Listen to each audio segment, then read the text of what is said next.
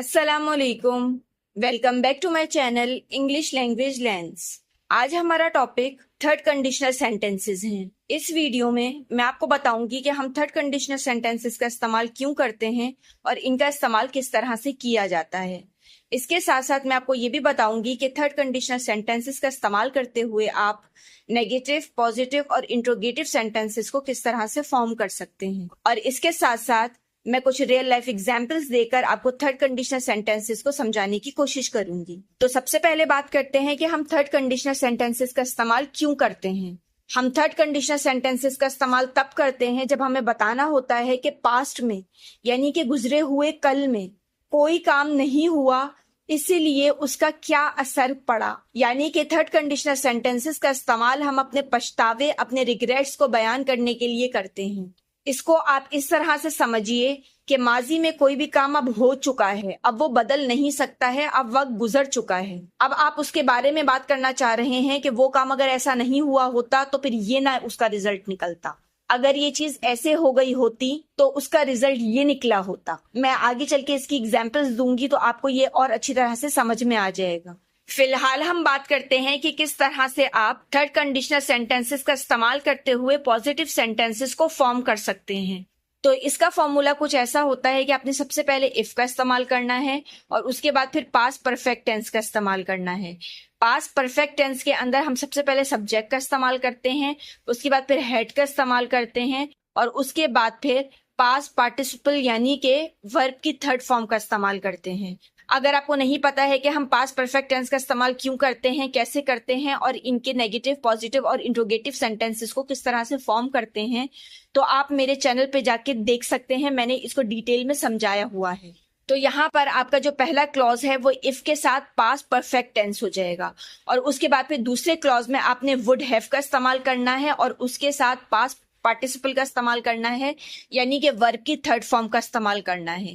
तो इस तरह से ये दोनों क्लॉजेस मिलकर आपका थर्ड कंडीशनल सेंटेंस क्रिएट करेंगे।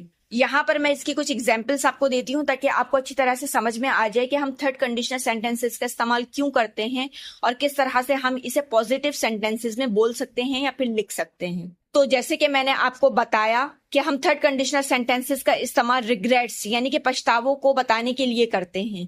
यानी कि कोई भी काम पास्ट में हुआ होगा और उसका रिजल्ट भी पास्ट में ही निकला होगा। तो इसकी एग्जाम्पल को आप इस तरह से समझिए, ये वाला जुमला आप अपनी रोजमर्रा की बातचीत में बहुत ज्यादा इस्तेमाल करते हैं कि अगर मुझे ट्रैफिक के बारे में मालूम होता तो मैं घर से पहले निकल जाता। अब आप रश में फंसे हुए हैं, अब आप देर से निकले हैं घर से, ये भी पास्ट में हुआ है यानी कि गुजरे हुए कल में हुआ है और आपको ट्रैफिक के बारे में मालूम नहीं था, तो ये भी पास्ट की ही बात है यानी कि गुजरे हुए कल की बात है। अब हो सकता है कि ये बात आप 4-5 दिन के बाद अपने किसी दोस्त को बता रहे हो कि उस दिन आप लेट हो गए थे। अगर आपको ट्रैफिक के बारे में मालूम होता तो आप घर से पहले निकल जाते। यानी कि ये बात एक लंबे पास्ट की भी हो सकती है और एक करीबी पास्ट की भी हो सकती है। यानी अब आप घर से निकलने के बाद जब गाड़ी में बैठे हुए हैं तब आप अपने दोस्त को कह रहे हैं कि अगर मुझे ट्रैफिक के बारे में मालूम होता तो ये भी है तो पास्ट की ही बात, चाहे रीसेंट पास्ट ही क्यों ना हो, तो मैं घर से पहले निकल जाता। अब आप घर से भी लेट निकले हैं। तो कंडीशन कुछ भी हो, बहुत लॉन्ग पास्ट हो या फिर रिसेंट पास्ट हो, मगर जरूरी ये है कि ये होनी पास्ट की बात चाहिए, क्योंकि ये रिग्रेट्स यानी कि पछतावों को बताने के लिए थर्ड कंडीशनल सेंटेंसेस का इस्तेमाल किया जाता है। तो यहाँ पर आप इस सेंटेंस को थर्ड कंडीशनल सेंटेंस का इस्तेमाल करते हुए बोलेंगे, if I had known about the traffic I would have left home earlier.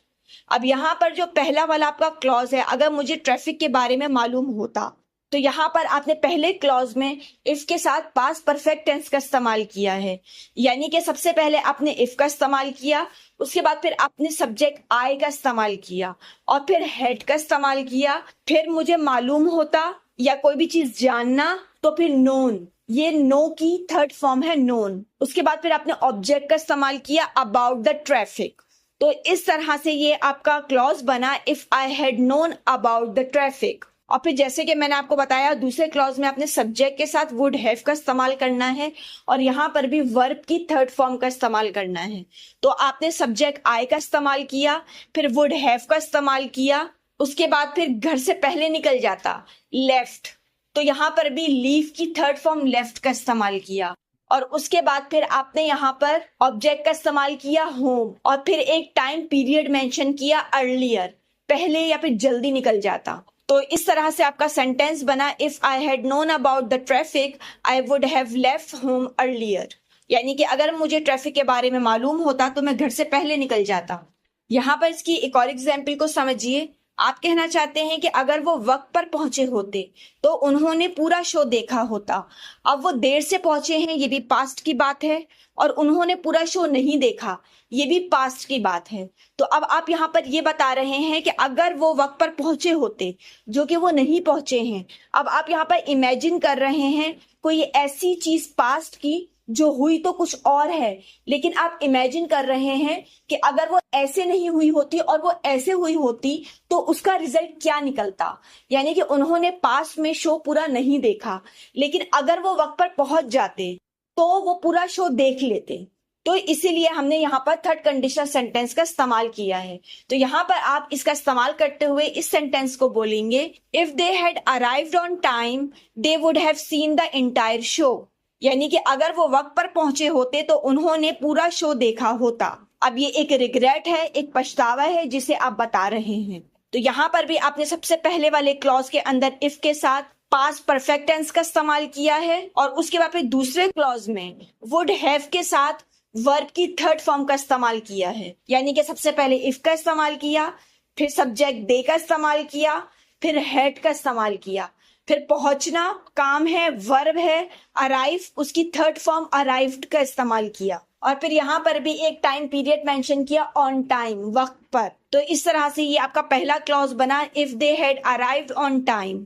फिर दूसरे क्लॉज में सबसे पहले सब्जेक्ट दे का इस्तेमाल किया, उसके बाद फिर वुड हैव का इस्तेमाल किया, उसके बाद फिर सीन, यानी कि ये सी की थर्ड फॉर्म है, जो आपका वर्ब है उसकी थर्ड फॉर्म है सीन। उसके बाद फिर ऑब्जेक्ट द एंटायर शो। तो इस तरह से ये आपका पूरा सेंटेंस बना, if they had arrived on time they would have seen the entire show. यानी कि अगर वो वक्त पर पहुंचे होते तो उन्होंने पूरा शो देखा होता। यहाँ पर इसकी एक और एग्जाम्पल को जरा समझिए कि आप कहना चाहते हैं कि अगर हमने ज्यादा पैसे बचाए होते तो हम छुट्टियों पर चले जाते। यानी कि अब आपने माजी में पैसे भी ज्यादा नहीं बचाए और माजी में ही आप छुट्टियों पर भी नहीं जा सके।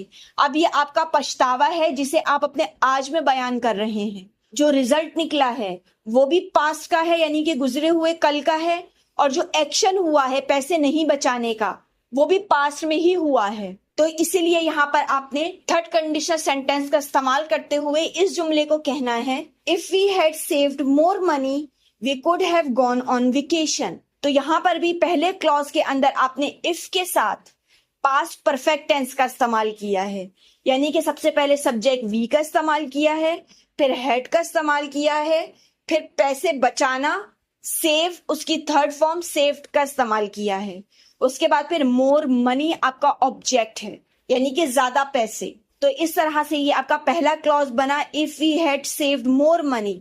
उसके बाद फिर दूसरे क्लॉज में सबसे पहले आपने सब्जेक्ट वी का इस्तेमाल किया, और उसके बाद फिर वुड हैव का इस्तेमाल किया। फिर छुट्टियों पर जाना काम है एक, गो उसकी थर्ड फॉर्म गॉन का इस्तेमाल किया। उसके बाद फिर आपने अपना ऑब्जेक्ट बताया ऑन वेकेशन। तो इस तरह से आपका सेंटेंस बनता है, if we had saved more money we would have gone on vacation. यानी कि अगर हमने ज्यादा पैसे बचाए होते तो हम छुट्टियों पर चले जाते।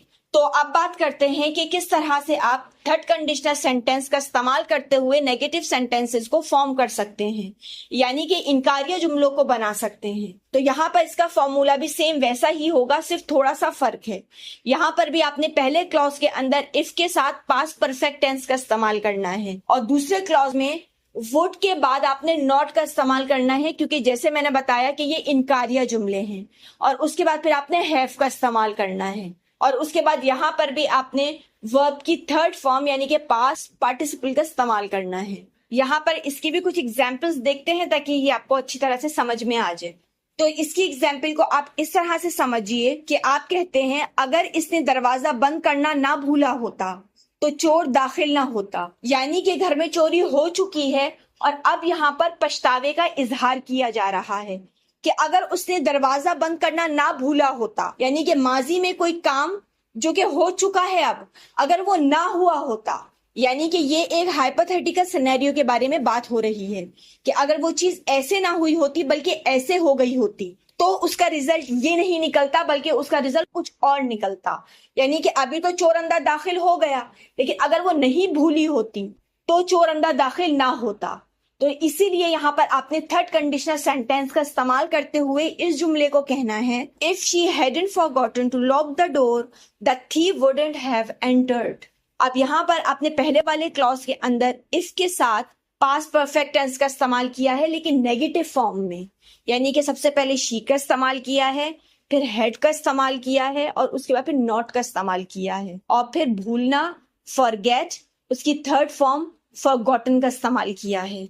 उसके बाद फिर object to lock the door, और उसके बाद फिर दूसरे क्लॉज में आपने सबसे पहले सब्जेक्ट का इस्तेमाल किया है द थीफ, और उसके बाद फिर आपने यहाँ पर वुड नॉट का इस्तेमाल किया है जिसे हम शॉर्ट फॉर्म में वुडंट कहते हैं, और उसके बाद फिर हैव एंटर्ड, यानी कि हमने वुड और हैव के बीच में नॉट लगाया और उसके बाद फिर ऑब्जेक्ट का इस्तेमाल किया एंटर्ड। तो इस तरह से ही आपका सेंटेंस बना, if she hadn't forgotten to lock the door the thief wouldn't have entered. यानी कि अगर उसने दरवाजा बंद करना ना भूला होता तो चोर दाखिल ना होता। इसी की एक और एग्जाम्पल को देखिए। आप कहना चाहते हैं कि अगर उसने अपना फोन ना गिराया होता तो वो टूटा ना होता। अब इस तरह के जुमले हम अपनी रोजमर्रा की बातचीत में बहुत ज्यादा इस्तेमाल करते हैं। यानी कि गुजरे हुए कल के बारे में रिग्रेट्स, पछतावे हम बहुत ज्यादा बयान करते हैं। ऐसा ना हुआ होता तो ऐसा हो गया होता, अगर ऐसा होता तो फिर ऐसा होता। यानी कि नेगेटिव में, पॉजिटिव में, इंट्रोगेटिव में हम बहुत ज्यादा इस्तेमाल करते हैं। अब जैसे यहाँ पर अगर उसने अपना फोन ना गिराया होता तो वो टूटा ना होता। तो यहाँ पर आपने थर्ड कंडीशनल सेंटेंस का इस्तेमाल करते हुए इस जुमले को कहना है, if she hadn't dropped her phone it wouldn't have broken. अब यहाँ पर आपने सबसे पहले वाले क्लॉज के अंदर इफ के साथ पास्ट परफेक्ट टेंस का इस्तेमाल किया है, लेकिन नेगेटिव फॉर्म में। यानी कि सबसे पहले सब्जेक्ट का इस्तेमाल किया शी, उसके बाद फिर हैड का इस्तेमाल किया, फिर हैड के साथ नॉट का इस्तेमाल किया। हैडंट यानी कि हैड नॉट उसकी शॉर्ट फॉर्म है, और उसके बाद फिर ड्रॉप गिराना, उसकी थर्ड फॉर्म ड्रॉप्ड, और उसके बाद फिर ऑब्जेक्ट हर फोन। उसके बाद फिर दूसरे क्लॉज में आपने सब्जेक्ट इट का इस्तेमाल किया, उसके बाद फिर वुड नॉट हैव का इस्तेमाल किया, और उसके बाद फिर वर्ब की थर्ड फॉर्म ब्रोकन का इस्तेमाल किया। तो इस तरह से ये दोनों क्लॉजेस मिलकर आपका एक थर्ड कंडीशनल सेंटेंस फॉर्म कर रहे हैं, और सेंटेंस बन रहा है, if she hadn't dropped her phone it wouldn't have broken. यानी कि अगर उसने अपना फोन ना गिराया होता तो वो टूटा ना होता। तो अब बात करते हैं कि किस तरह से आप थर्ड कंडीशनल सेंटेंस का इस्तेमाल करते हुए इंट्रोगेटिव सेंटेंसेस को फॉर्म कर सकते हैं, यानी कि सवालिया जुमलों को बना सकते हैं। तो यहाँ पर इसका फॉर्मूला होगा, सबसे पहले आपने इफ का इस्तेमाल करना है और फिर यहाँ पर भी पास्ट परफेक्ट टेंस का इस्तेमाल करना है। लेकिन दूसरे क्लॉज में बस थोड़ा सा फर्क ये है कि सबसे पहले आपने वुड का इस्तेमाल करना है, उसके बाद फिर सब्जेक्ट का इस्तेमाल करना है, और फिर सब्जेक्ट के बाद आपने हैव का इस्तेमाल करना है, और फिर वर्ब की थर्ड फॉर्म का इस्तेमाल करना है। तो जो इंट्रोगेटिव वाला फॉर्मूला है वो थोड़ा सा डिफरेंट है। यहाँ पर इसकी भी कुछ एग्जाम्पल्स हम देखते हैं ताकि ये आपको अच्छी तरह से समझ में आ जाए। इसकी एग्जाम्पल को आप इस तरह से समझिए कि आपने अपने घर में कोई पार्टी रखी और उस पार्टी में आप अपने एक दोस्त को बुलाना भूल गए। अब पार्टी खत्म हो चुकी है। अब कुछ दिन के बाद आप अपने उस दोस्त से मिलते हैं और वो आपसे शिकायत कर रहा है कि आपने उसे पार्टी में नहीं बुलाया। अब यहाँ पर देखिए, पार्टी खत्म हो चुकी है, उस बात को 2-4 दिन गुजर चुके हैं, महीने या फिर हफ्ते भी गुजरे हुए हों तो भी खैर है, क्योंकि बात हमने पास्ट की करनी है, बात हमने माजी की करनी है, चाहे वो बहुत पहले का माजी हो या अभी का गुजरा हुआ माजी हो, बस बात माजी की होनी चाहिए, क्योंकि यहाँ पर बात पछतावे की हो रही है। तो अब जब आपका दोस्त आपसे शिकायत कर रहा है कि आपने उसे पार्टी में नहीं बुलाया, तो आप उससे सवाल पूछ रहे हैं कि अगर मैंने तुम्हें दावत दी होती या मधु किया होता पार्टी में, तो क्या तुम पार्टी में आए होते। अब ये दोनों बातें पास्ट की हैं, यानी कि गुजरे हुए कल की हैं। दावत भी आपने उसको माजी में दी होती अगर, क्योंकि अभी आपने दावत नहीं दी है। अब ये एक हाइपोथेटिकल सिनेरियो है, क्योंकि वो चीज अब गुजर चुकी है, वक्त गुजर चुका है किसी को इनवाइट करने का। तो इसीलिए यहाँ पर आपने थर्ड कंडीशनल सेंटेंस का इस्तेमाल करते हुए इस जुमले को कहना है, if I had invited you would you have come to the party. अब यहाँ पर आपने पहले क्लॉज के अंदर इफ के साथ पास्ट परफेक्ट टेंस का इस्तेमाल किया है, यानी कि सब्जेक्ट आई का इस्तेमाल किया है, फिर हैड का इस्तेमाल किया है, फिर इनवाइट करना, दावत देना एक काम है, उसकी थर्ड फॉर्म इनवाइटेड का इस्तेमाल किया है, उसके बाद फिर ऑब्जेक्ट यू का इस्तेमाल किया है।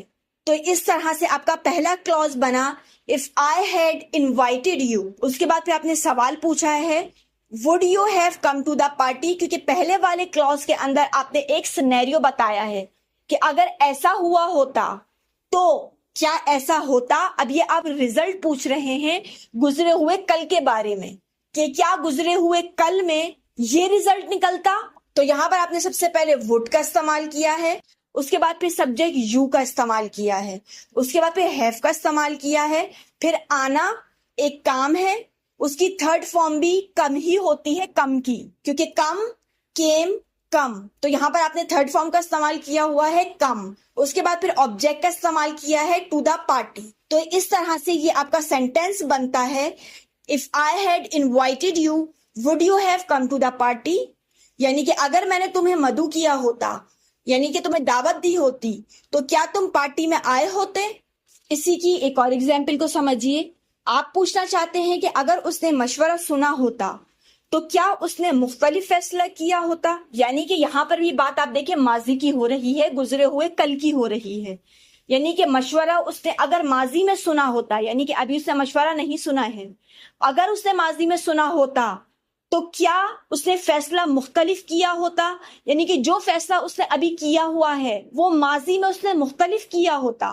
तो इसीलिए यहाँ पर आपने थर्ड कंडीशनल सेंटेंस का इस्तेमाल करते हुए इस जुमले को पूछना है If he had listened to the advice, would he have made a different decision? तो यहाँ पर आपने पहले क्लॉज के अंदर if के साथ past perfect tense का इस्तेमाल किया, यानी कि सब्जेक्ट he का इस्तेमाल किया, उसके बाद फिर had का इस्तेमाल किया, फिर सुनना काम है, उसकी थर्ड फॉर्म listened, उसके बाद फिर ऑब्जेक्ट टू द एडवाइस, उसके बाद फिर दूसरे क्लॉज में आपने would का इस्तेमाल किया, फिर सब्जेक्ट he का इस्तेमाल किया, उसके बाद फिर हैव का इस्तेमाल किया, फिर फैसला करना मेक, उसकी थर्ड फॉर्म मेड का इस्तेमाल किया, और उसके बाद फिर ऑब्जेक्ट का इस्तेमाल किया अ डिफरेंट डिसीजन। तो इस तरह से आपका सेंटेंस बना if he had listen to the advice would he have made a different decision, यानी कि अगर उसने मशवरा सुना होता तो क्या उसने मुख्तलिफ फैसला किया होता। तो इस वीडियो में मैंने आपको बताया कि हम थर्ड कंडीशनल सेंटेंसेस का इस्तेमाल क्यों करते हैं और इनका इस्तेमाल किस तरह से किया जाता है, और साथ साथ आपको मुख्तलिफ रियल लाइफ एग्जाम्पल्स देकर मैंने थर्ड कंडीशनल सेंटेंसेस को आपको बहुत आसान तरीके से समझाने की कोशिश की है। उम्मीद करती हूँ कि ये वीडियो आपके लिए मददगार साबित हुई होगी और थर्ड कंडीशनल सेंटेंसेस के हवाले से जो भी आपके कॉन्सेप्ट्स थे वो भी जरूर क्लियर हुए होंगे। लेकिन फिर भी अगर सेंटेंसेस को बोलने में या फिर लिखने में आपको कोई भी मसला आ रहा है तो आप मुझे कमेंट सेक्शन में कमेंट कर पूछ सकते हैं। थर्ड कंडीशनल सेंटेंसेस के हवाले से मेरी तरफ से इस वीडियो में बस इतना ही था। Thanks for watching.